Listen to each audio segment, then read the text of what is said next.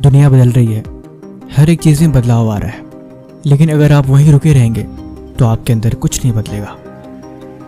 आप 2 मिनट सोच के देखो, अगर इलोन मस्क आपके दोस्त होते तो आप क्या सीखते? अगर बिल गेट्स आपके ग्रुप में होते तो आप उनसे क्या सीखते? या अगर महेंद्र सिंह धोनी आपके पड़ोसी घर में रहते तो फिर आप उनसे क्या समझते?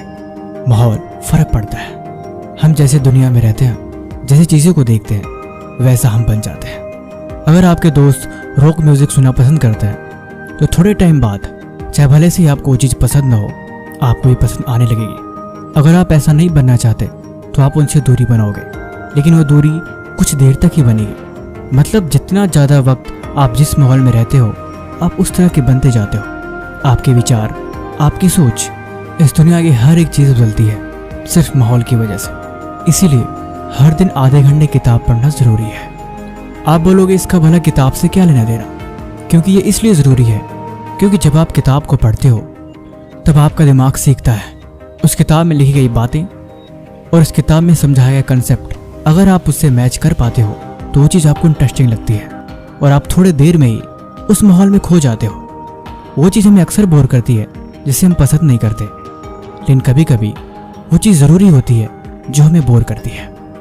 आधे घंटे की किताब पढ़ने से आप उन चीज़ों को समझोगे जो आप नहीं सुनना चाहते, क्योंकि कभी कभी हमें वो मूवी भी पसंद आ जाती है जो मूवी हमें पसंद नहीं होती, लेकिन हम देखते देखते उस कंसेप्ट में दिखाई गई चीज़ों में खो जाते हैं और वो चीज़ हमें अच्छी लगने लगती है। लेकिन उसके बाद भी हम सीखते हैं, जो हम देखेंगे, जो हम सुनेंगे, जैसा हम पढ़ेंगे वैसा हम बन जाएंगे। क्योंकि इंसानी दिमाग एक बंदर की तरह है, ये आज भी चीज़ों को देख के कॉपी करता है। जो देखेगा वो पक्का वैसा करने की कोशिश करेगा। अगर उसे चीज़ पसंद आ गई तो किसी भी कीमत पे वो वैसा बनने की कोशिश जरूर करेगा।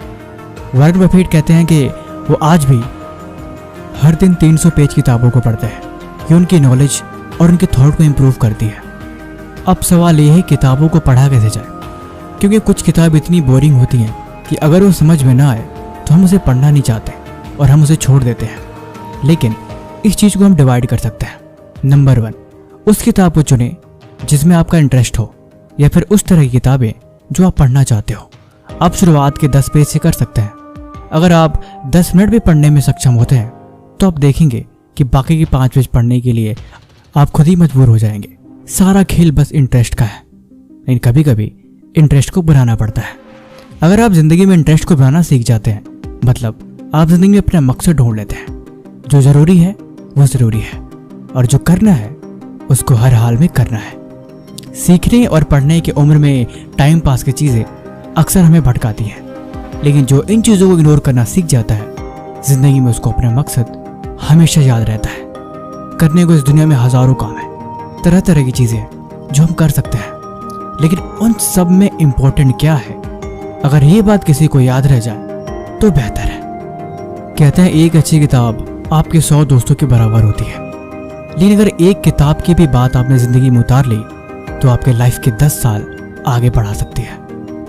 ये जो किताबें होती हैं, चाहे स्कूल की किताबें हो, चाहे स्कूल के बाहर की किताबें हो, किताबें हमेशा हमें सिखाती हैं वो चीज़ जो हमारे लिए ज़रूरी है। एक राइटर जिसने अपनी इस किताब को लिखने के लिए अपनी लाइफ की सबसे बेस्ट एक्सपीरियंसेस उसमें लगा दी, वो चीज़ आपको कुछ मिनट में सीखने को मिल रही है। आप सोच के देखो, अगर आप लाइफ में सक्सेसफुल बन जाओ, अगर आपको अपने ऊपर किताब लिखनी हो तो आप कैसे लिखेंगे?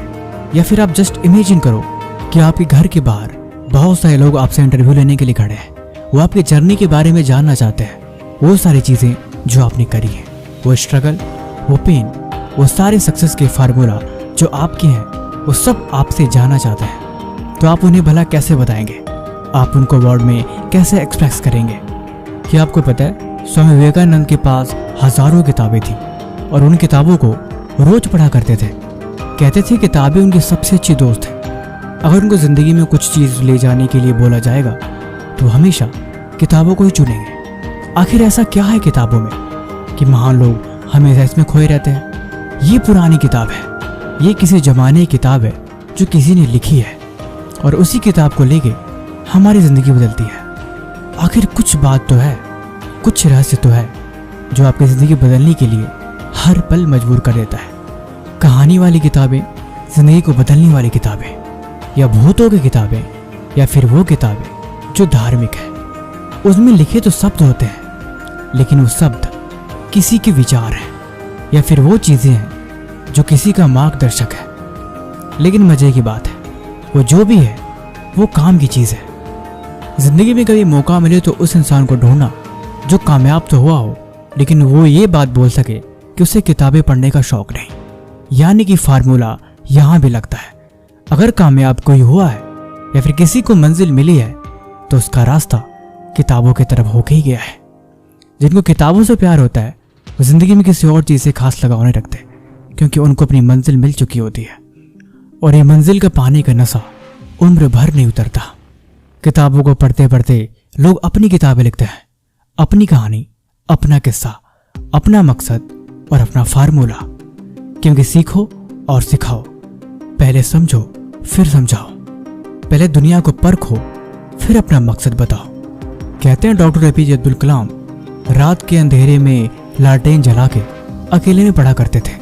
स्वामी विवेकानंद घंटों अकेले किताबों में लगा रहते थे। आखिर ऐसा क्या नशा था उन किताबों में कि हर कोई इनमें डूबा ही रहता था। एक कहानी है जो मैं अक्सर लोगों को सुनाता हूँ। स्वामी विवेकानंद एक बार सड़क के नीचे बैठ के पढ़ रहे थे। स्ट्रीट लैम्प जल रही थी। उनके सामने से पूरी बारात निकल गई और उन्हें पता ही नहीं लगा। बाद में किसी ने पूछा कि तुम यहाँ क्यों बैठ रहे हो? अभी यहाँ से एक बारात गई, क्या तुम बता सकते हो कि वो बारात किस तरफ गई? उन्होंने बोला मुझे नहीं पता, मैंने तो बारात को देखा ही नहीं। वो इंसान चौंक रह गया कि आखिर यहीं बैठा है लेकिन इसे इतना भी खबर नहीं कि इसके माहौल में क्या चल रहा है। ध्यान इसे ही कहते हैं। जब एकाग्रता एक जगह लगती है तब अक्सर उस चीज में इंसान खो जाता है। कहते हैं एकाग्रता एक सुई की नुकीली धार की तरह होती है कि अगर एक बार वो धार बन गई तो हर चीज के पार निकल जाती है, फिर उसको कुछ दिखाई नहीं देता। मैंने वीडियो की शुरुआत में बोला कि हर दिन 30 मिनट किताब को पढ़ना चाहिए।